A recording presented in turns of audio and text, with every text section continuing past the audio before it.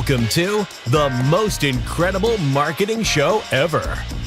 The show where each week a panel of respected marketing strategists, all trained and certified by the legendary Dan Kennedy, share their wisdom, experience, strategies, and insights on how to use Dan Kennedy's philosophy on business and marketing in any type of business, and that you can apply to your business immediately.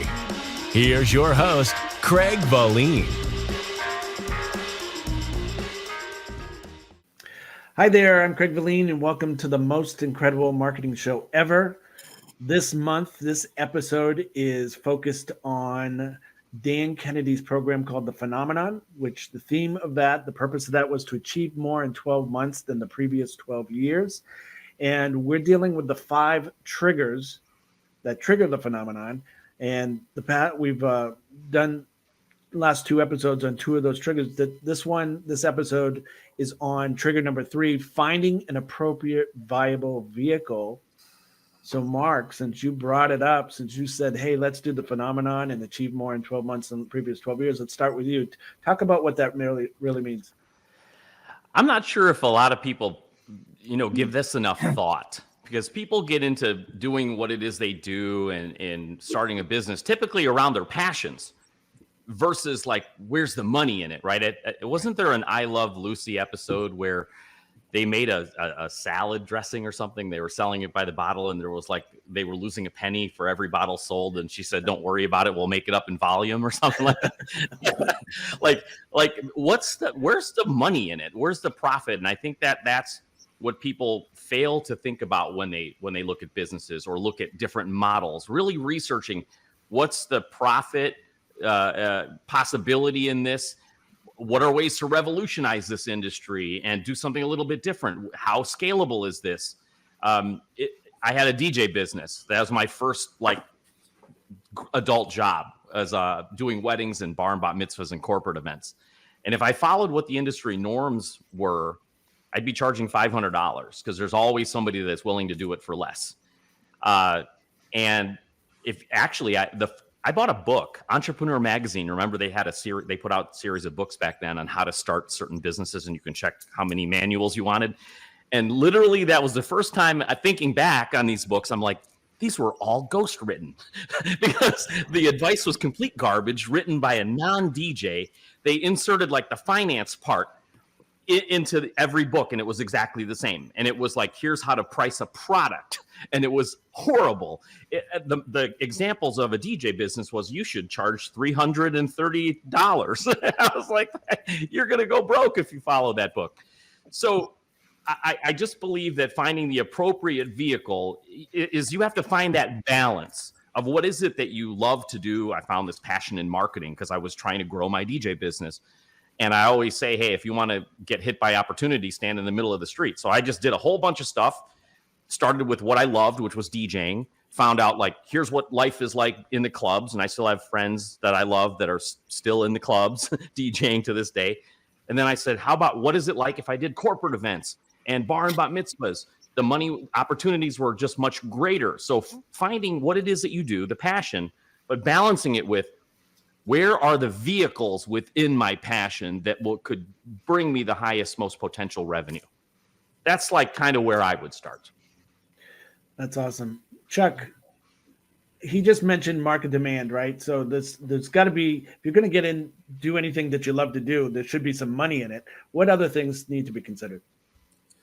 Well, Dan Kennedy, when he taught the info marketing program, everybody always talked about that the business within your business could have more income for you than your real business. And that always stuck with me to try to help people look for those. So within a mastermind group, generally in December, sometimes in January, I have them think about what other things they could do and put the dollar value of the opportunity next to it to get them to think about it. And then have them also go down there, what would it take for them to do that within their business? And that might rule it out, but then it got them freewheeling. I could do this because, I already have these things in place. I only have to add this one thing. Or hell no, this would cost me more than what the expenses are for my business now. I can't do it. But either way, it was a good way to vet what those additional vehicles could be for anybody. And interesting, since our last section was on limiting beliefs, part of that question there is what would stop you from doing this now? What you know about yourself from your past, what would stop you now? And that's where the belief thing came up in that exercise. But it's a great exercise for people to identify another vehicle that they can add on to their existing business that they already have created assets for. That's great. Mike, how important are talents and interest in what you're doing to build a viable vehicle? Well, I think they're pretty important, if not very important.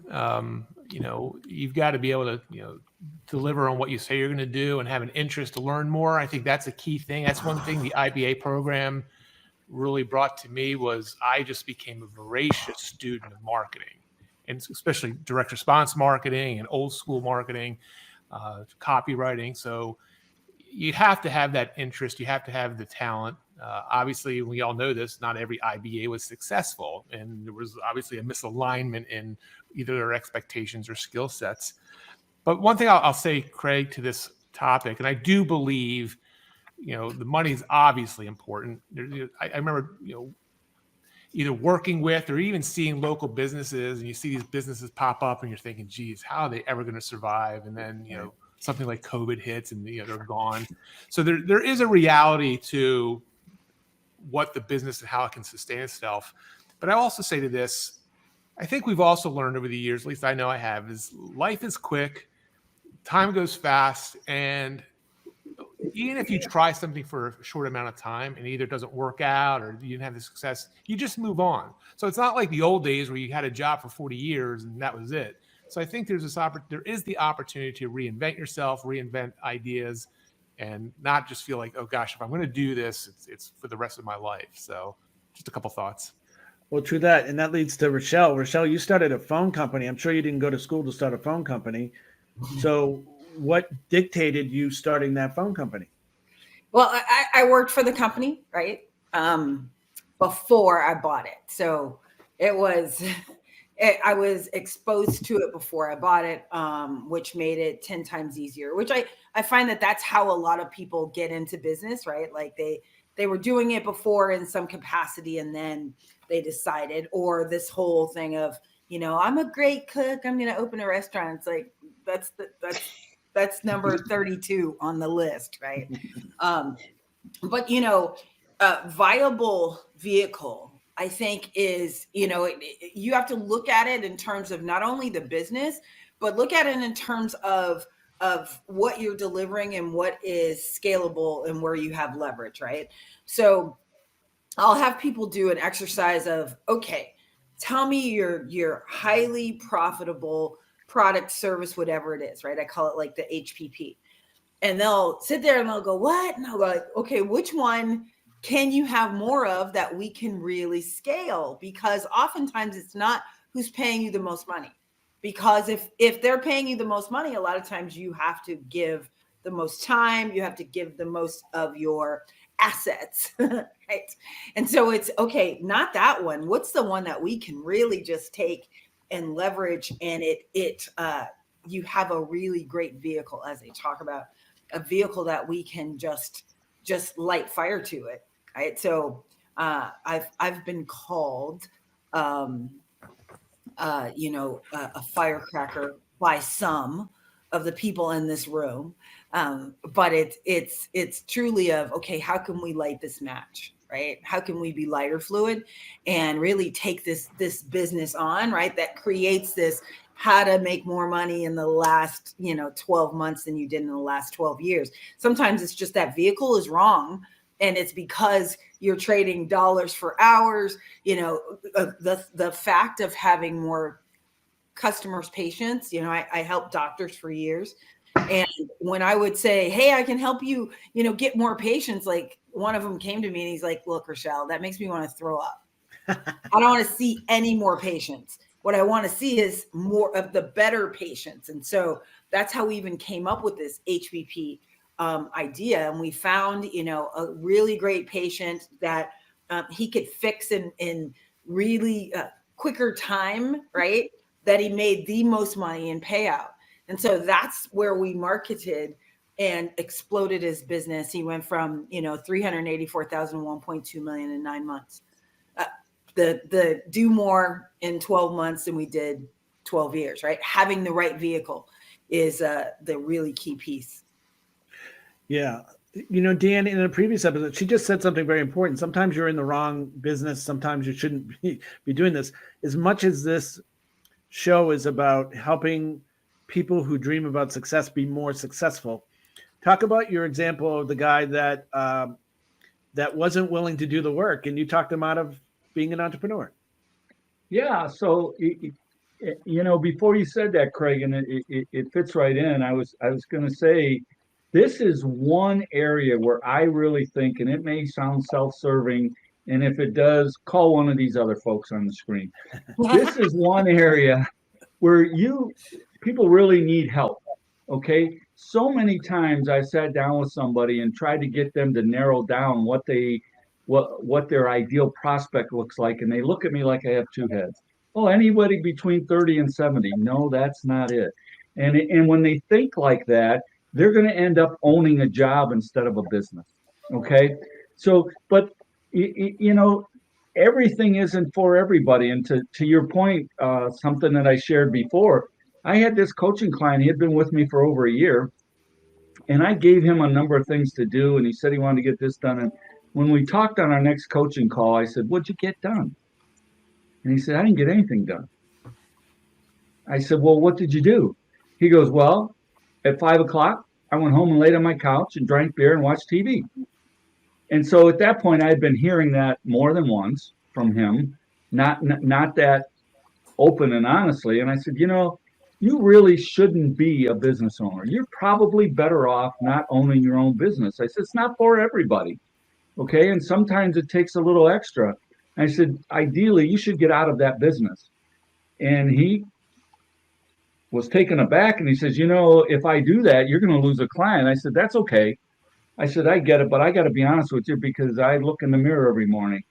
And, sure enough, he sold that business and went and got a 9-to-5 job. And about 2 months later, he reached out to me and emailed me and said, "Hey, I just want to say thanks for the advice." He goes, "I've never been as happy as I am right now."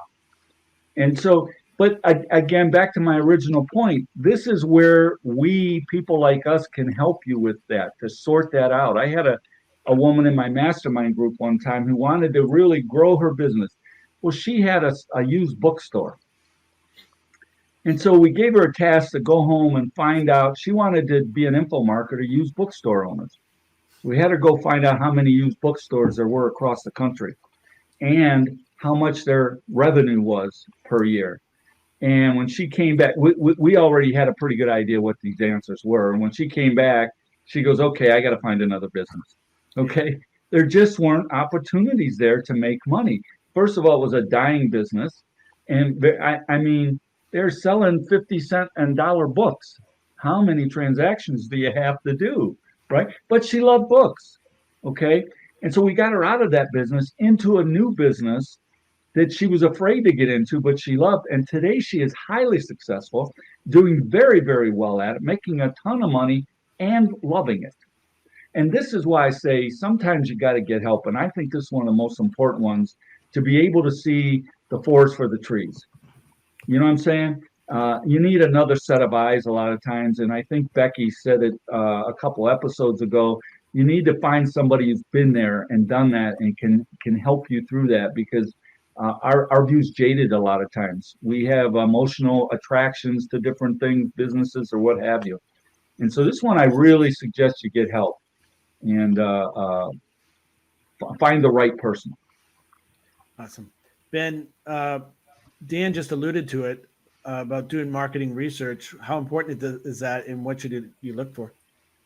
Oh yeah, and this is the thing that we have to like manage is, what do we want to do? Is it profitable?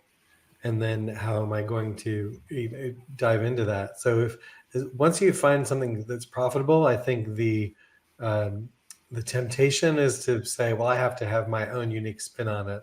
I can't do this because someone else is doing it. Well, if someone else is doing it successfully, that's a pretty good proof of viability of the market. So don't be afraid to go into something that someone else is doing. Certainly you're going to have your own spin on it. You're going to have your own personality, your own niche. You know, it's not the I market to 35 to 90-year-old men and women. It's like I'm doing this same thing that someone else is doing, but I'm, you know, going to find this market that I respond to. So you need to be aware of what's out there that's working, that people are doing. And if you can find someone who's really able, who's already kind of doing it on scale, just figure out what they're doing and do the same thing. If you need to put a little spin on it, put a little spin on it, but don't try to reinvent the wheel on one hand, but then also don't pick up broken wheels like a used bookstore on the other end. It's really about finding that sweet spot.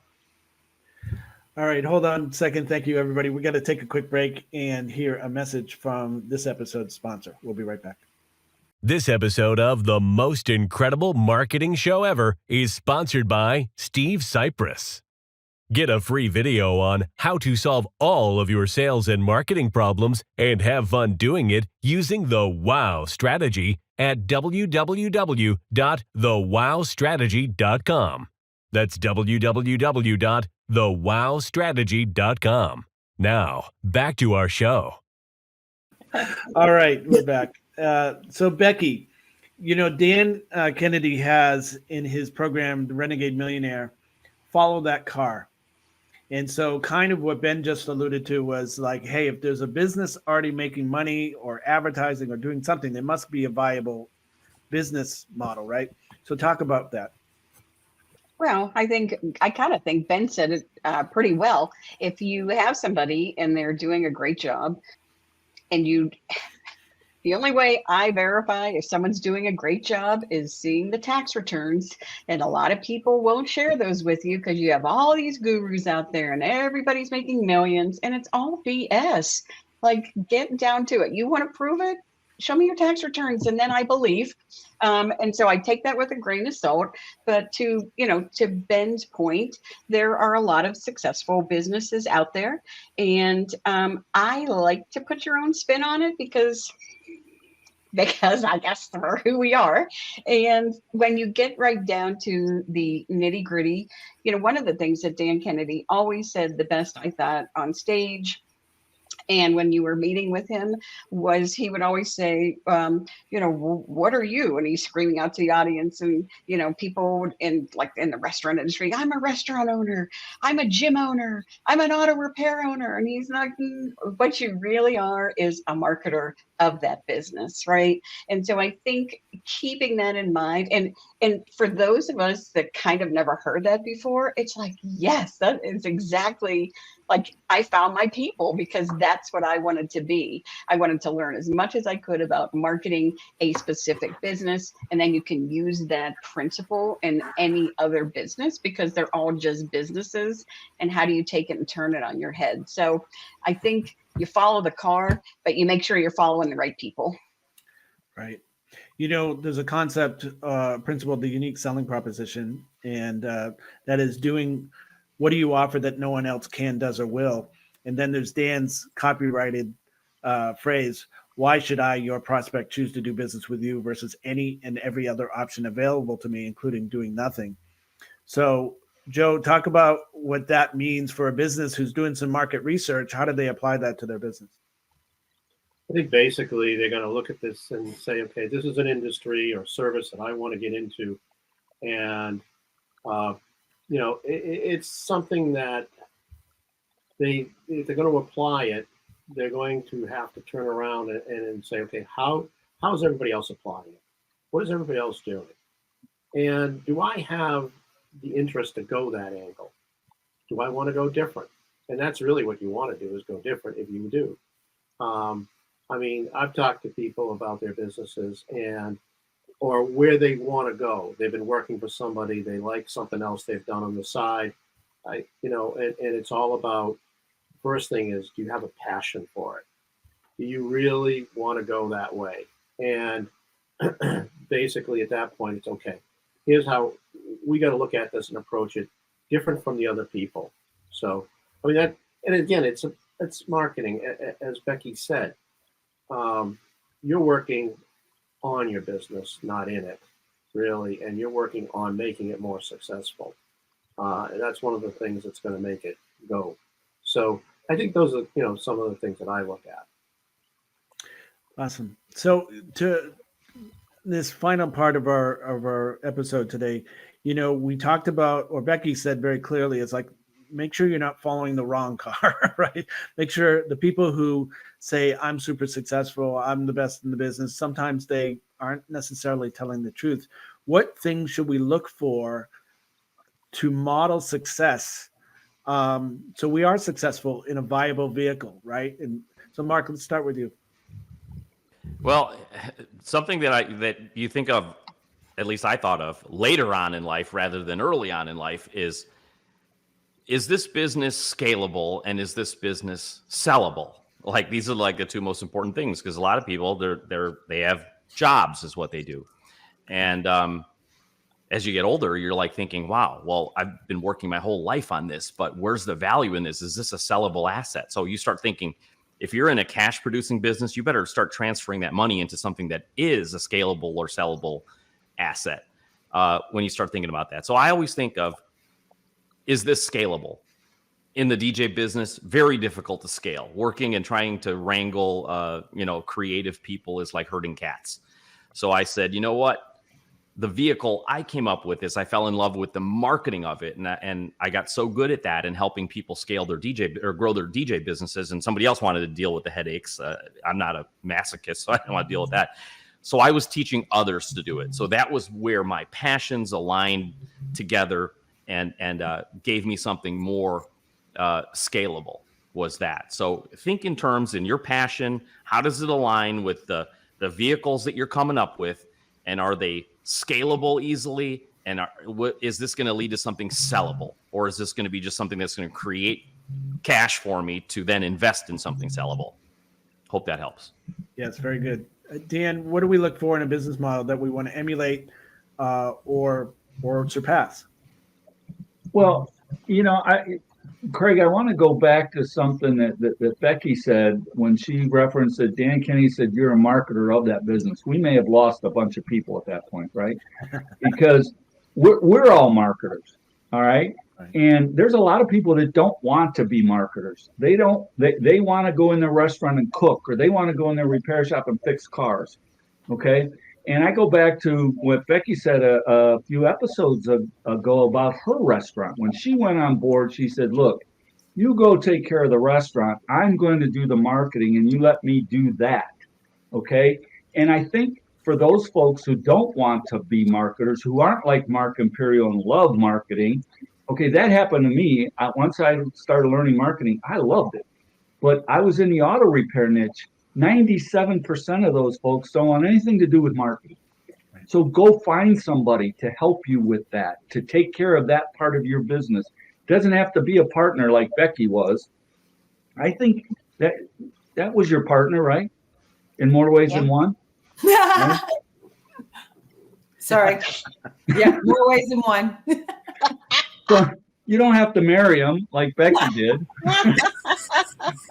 I didn't start off that way, by the way. I had another partner. He ended up with triple bypass. So. Oh, boy. Okay. Yeah. I don't want to be your partner. Anyway, find somebody to do what you're not good at. Okay? That part of the business. And like I said, I don't want to lose everybody because they go, I got to be a marketer for my business to be successful. No, find somebody to help you with that. But that is integral for taking you to that next level in your business. And that's what Dan tries to get across when he says, you're a marketer. I know a lot of restaurants that have great food and very few customers. Okay? I know a lot of repair shops where they can fix anything, but they don't have enough cars. That's where I got to, what got me in marketing. Okay? We were honest. We did a great job. People would come in and go, oh, you guys are so wonderful. You could have sold me stuff I didn't need. And I love you. And you're so wonderful. One time a woman said that and she walked out and I said to myself, yeah, well, why aren't there more of you? And because of the influence from Dan Kennedy, I realized that was my fault. That was my job, to get more of those people in the door. I was just sitting around thinking, well, I do a good job. I'm honest. I'm fair. They're going to come. That's not the reality of it. Right. And so that's the part we have to fix in a lot of cases. We have to, to be able to have that business versus that job, we got to be able to market it properly. And if you don't want to do that, or you can't do that, find somebody, pay them, whatever you got to do. Again, back to what Becky said, get the person who's for real and knows what they're doing and has a track record. Right. Mike, you had your hand up. Yeah, actually, this brings up, I think, an interesting discussion point for the 9 of us, because I work with local businesses, day in and day out, even today. And Dan, you've got a ton of experience there, Becky, et cetera. What we're sharing is great information, but then we all know there's a ton of sharks out there, agencies, et cetera, that are willing to take their money, and it's oftentimes thousands, if not tens of thousands of dollars a month for the latest gadget, whatever. How can the local business owner, or any business owner for that matter, protect him or herself from that? I mean, what you're saying, yeah, you've got to be in the marketing of the business. You got to hire someone who's going to be the market, whatever it is. But what about real tips or ideas? How do you protect yourself? I think that's your question, Craig, right? Like, what can people do that they know is, at least you're somewhat assured it's going to at least work or have a good shot at working? Go to our website, click on a link, and look for one of us. So that's part of the reason we're all here, I think. Okay. We're all here because we want to share, and we know about those sharks. You are so right about that. So right. And it just kills me when I come out upon a client and go, oh, I was with this company and I gave them thousands of dollars and I got nothing. And they have no conscience about it. Okay. And we're not like that, unfortunately, or fortunately. Fortunately. Yeah. So find somebody that's got somebody working for them. I would say, if you can't find your way to our website and click on one of these folks who have been doing it, who have a track record, who have been properly trained and vetted. That would be my suggestion. And if nothing else, find somebody in another business who's getting help with somebody that has worked for them. Yeah, Mark, you had your hand up. Yeah, I think a big thing about this is really just getting grounded in the principles of direct response marketing, just so that you know what to look for when outsourcing or finding, resources. So if you're going to hire an ad agency, you got to know what to look for in a good ad. You want to hire a copywriter, you got to know what to look for. So when you hire the people, otherwise you're going to end up being that advertising victim, right? That people are just going to come in and pitch you on their thing. And you have no idea except to accept what the person sitting across from you is pitching you. So get yourself a good grounding in direct response marketing and copywriting, just so that you know what to look for. And to do that, read all the books, read all of Dan's books, and connect with any of us here on the panel.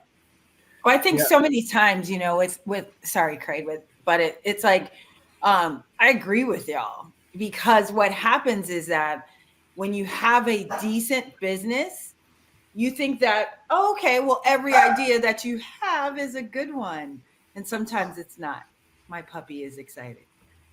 That's okay. My cat was just meowing outside the door.